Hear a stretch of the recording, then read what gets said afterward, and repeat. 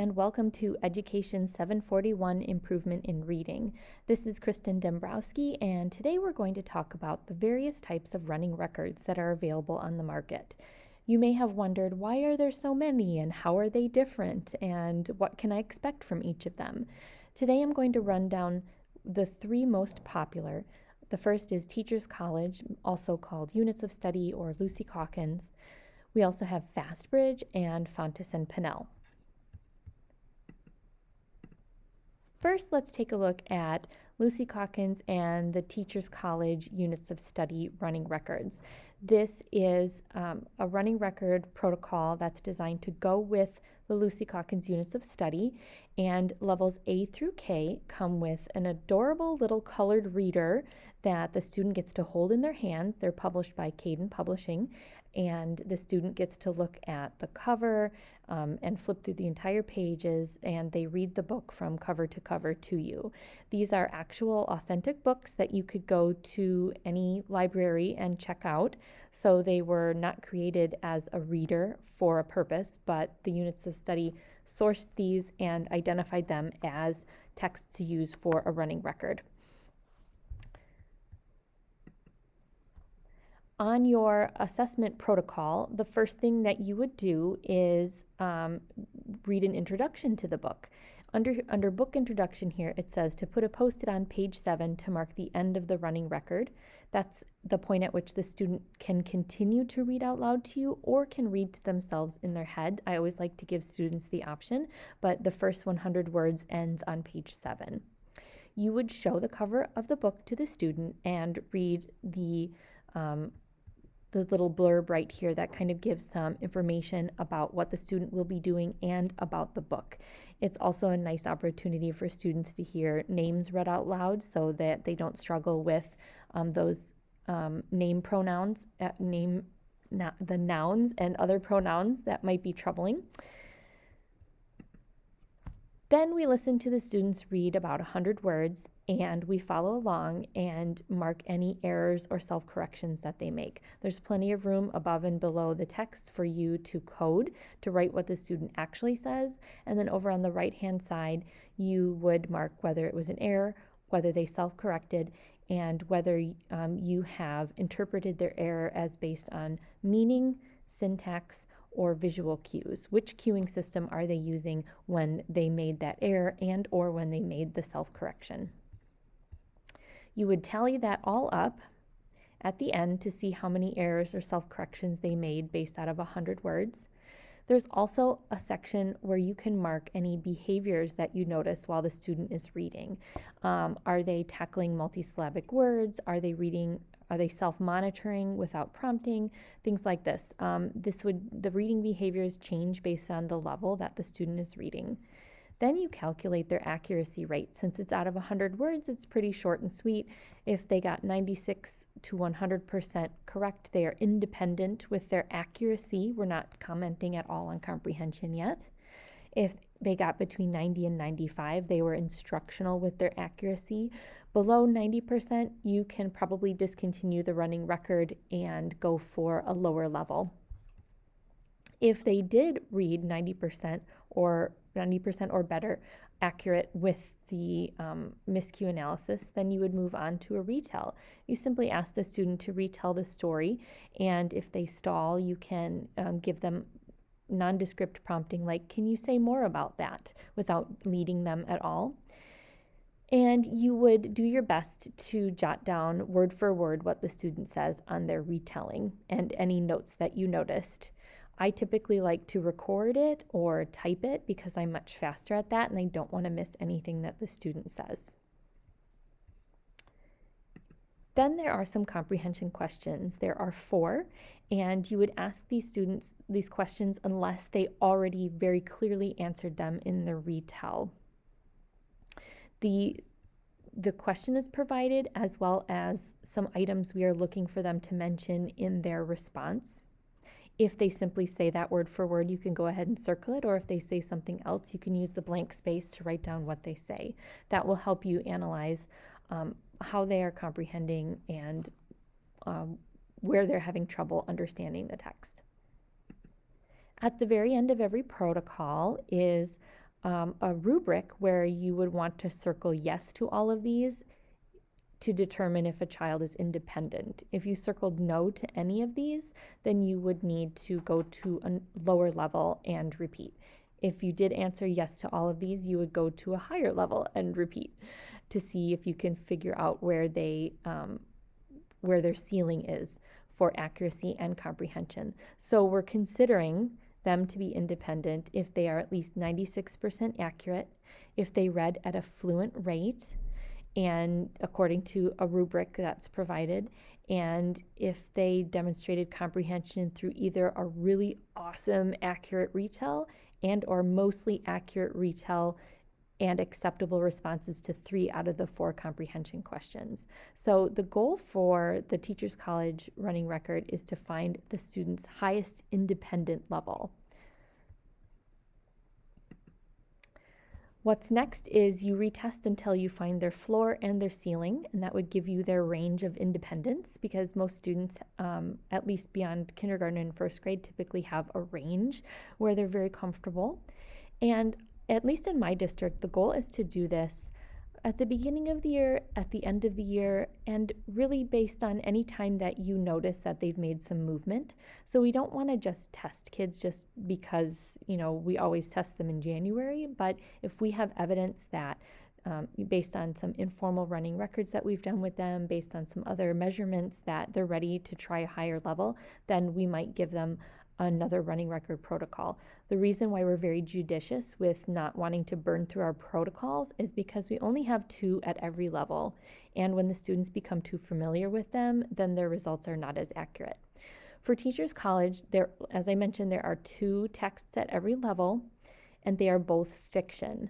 I think the thinking here is that nonfiction has so many other variables that can conflate a student's performance, such as background knowledge and vocabulary, exposure and understanding, that it might be easier just to stick with fiction to get a more consistent and accurate running record read. And after levels A through K, get that beautiful colored reader that I mentioned at the beginning, a nice colored textbook. After levels K, so levels L on up, they simply get a printout of 1 page of an authentic book.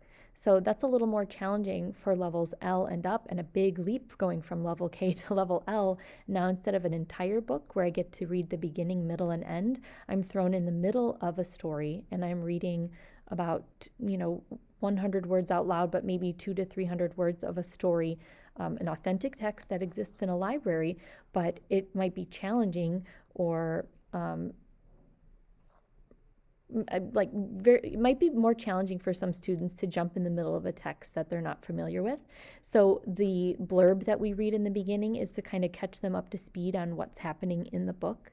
But sometimes that's a big leap for some students to go from levels K to L, because it's a different set of skills. We're keeping track of much more complex plots and events. So let's talk about next Fontes and Pinnell, another very popular running record protocol. So unlike Teachers College that has authentic books that anyone could check out at the library, Fontes and Pinnell utilized researchers and educators to create leveled books at each level. So they are contrived stories that include very specific phonics and plot elements in order to be accurate at that level. And there are, again, 2 books at every level, colored readers, even all the way up through the end of the alphabet. So we don't go from colored readers to printouts. You get colored readers at every level. Again, you read an introduction telling a little bit about the story. So you're reading any proper nouns out loud so the students can hear names read out loud, and they can get a little introduction to the book. And then you have the text that you can follow along, and on the right-hand side, you mark whether they've made any errors, any self-corrections, and then you would analyze those for meaning, syntax, or visual for any cueing systems that they're using when they make these errors or self-corrections. And you tally that up at the end. And we have a nice chart here that you can quickly see based on how many errors that they made, what their accuracy level is. You can also calculate their self-correction ratio if that's an important part of your decision-making rules. So just because a student makes a lot of errors doesn't necessarily mean that they are not understanding the text, because if they are self-correcting quite a bit, that tells us a lot about their metacognition. We also give them a fluency score based on a rubric from 0 to 3. And that's very nicely laid out with all the features of what makes a level 3 fluent reader. An optional section is you can calculate their words per minute rate if speed is something that's very important to you, because speed often indicates automaticity. Students who can recognize words very quickly tend to be able to devote more of their cognitive abilities to comprehending. So there is a correlation between high word per minute rate and comprehension. However, that sometimes falls apart with some of our neurodivergent readers that or students with processing issues that might read more slowly, but that doesn't preclude them from comprehending the text. So for me, there's a strong correlation when students are doing well, but I don't think there's a strong correlation just because a student is reading slowly doesn't automatically mean that they are not able to hang at that level, I guess.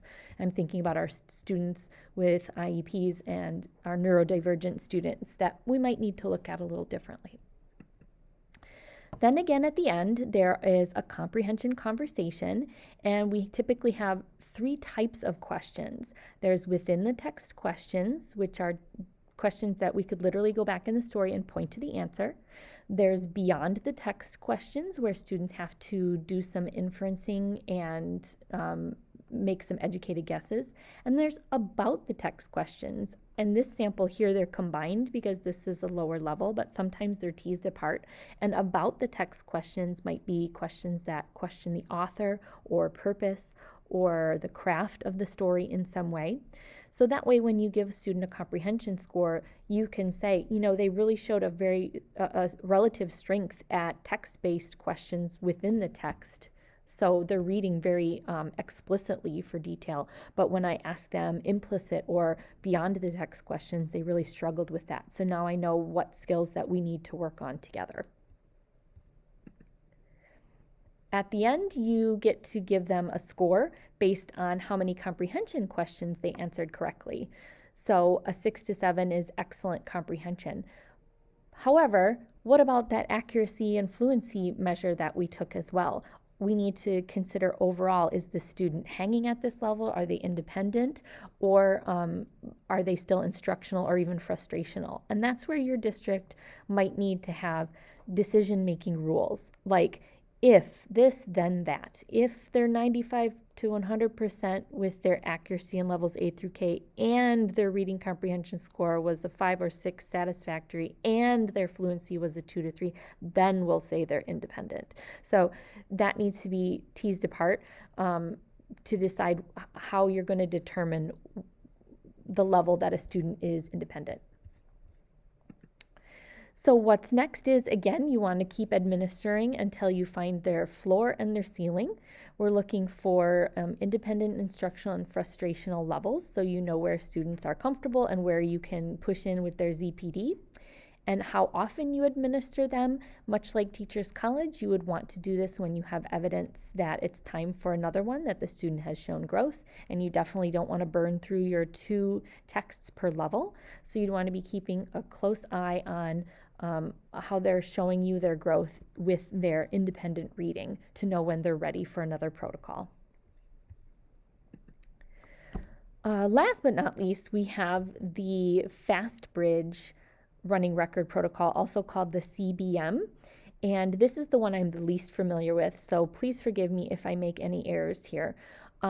The CBM starts with an accuracy check where you have the students read out loud and you simply mark any words that they miscue on. I don't think there's a lot of room right here to actually write what they said instead. So, and I also don't see any chart on the right where I can analyze their errors for the types of errors they're making to help inform my instruction. This is simply just checking whether the student got the word correct or incorrect.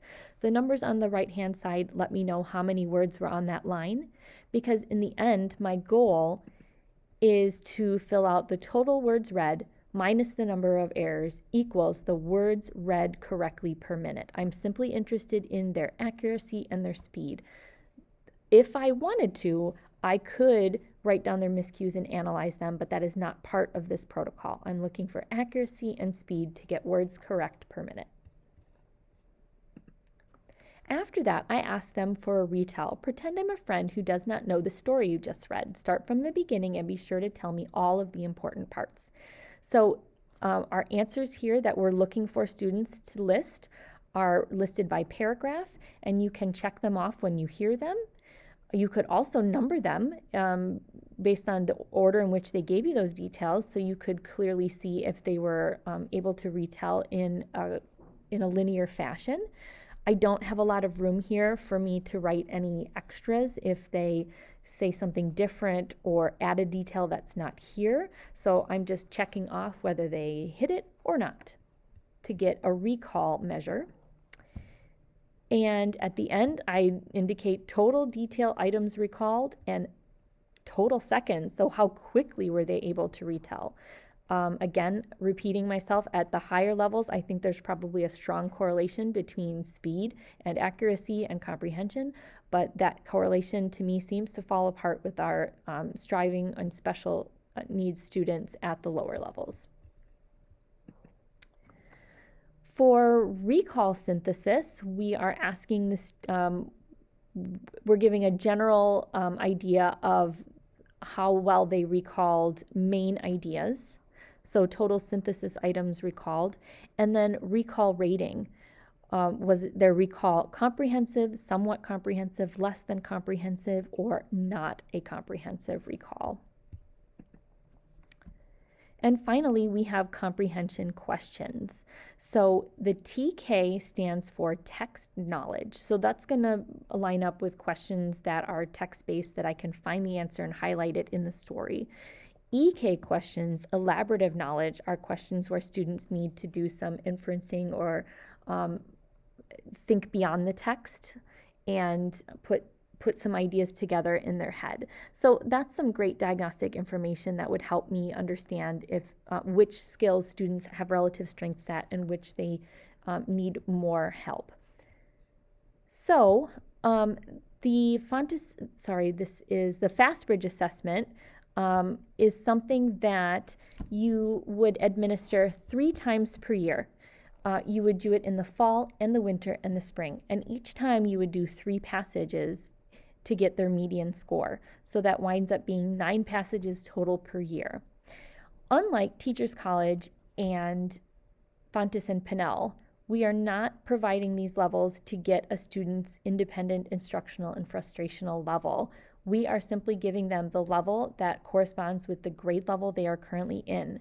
That's because this tool is not a benchmarking tool. I'm not looking to benchmark what level students are at. I am using this tool as a screener. It's a very different purpose. I am screening students to see, are they hanging in with the universal or are they at risk? This tool helps me identify my students who are not at grade level. So you can imagine our students who are significantly behind grade level find this kinds of assessment quite frustrating if they're not reading at grade level, and they might even get a 0 on this. So if a student is ID'd based on this assessment tool, we would want to do some additional benchmarking and diagnostics. That's where I might fall back on a Fountas and Pinnell or a Scholastic or a Teachers College running record to figure out what level are they actually at, because I know it's not grade level. This is also normed based on a wide population of students who have taken this to get the research base. So we know what a 4th grader in September should look like to be considered on track. So that's what we're comparing students to, a norm.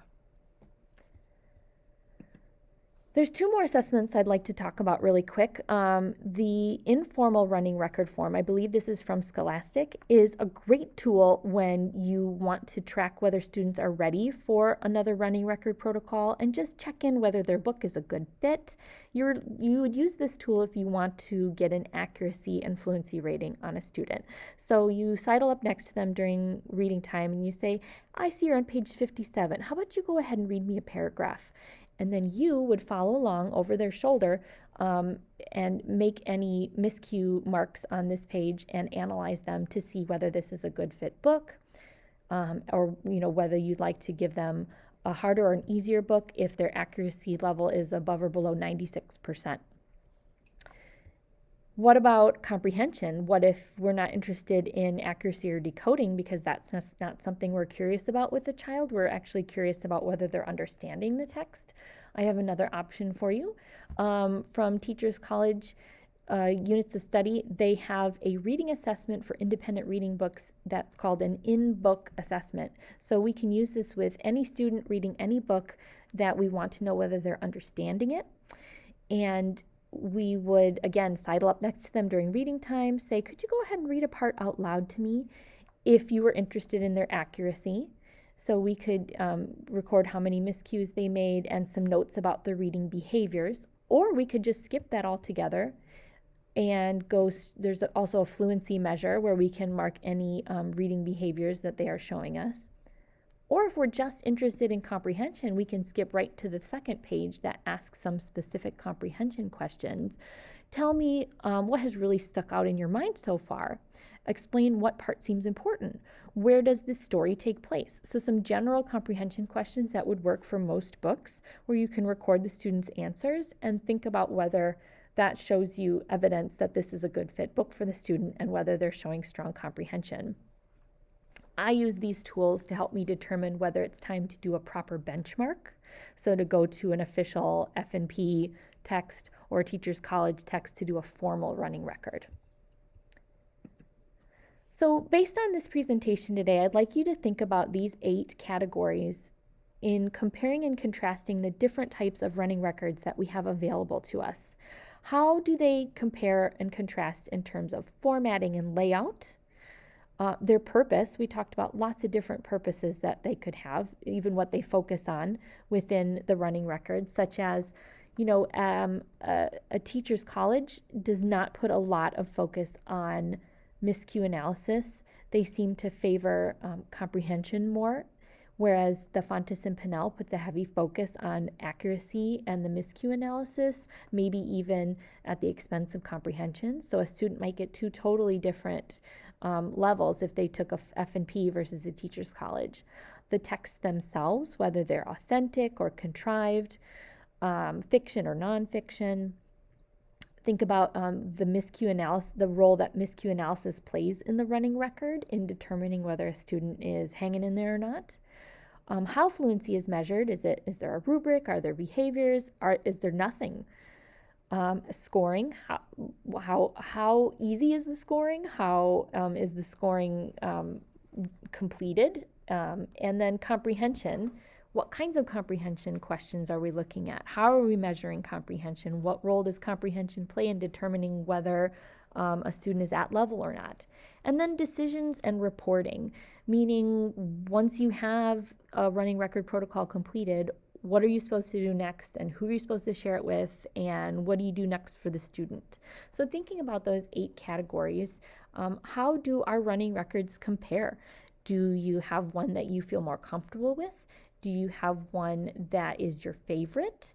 Do you see why we have so many and why it might be great to have multiple tools available to you? I'd like you to think about that for our post this week, and please email me with any questions you might have.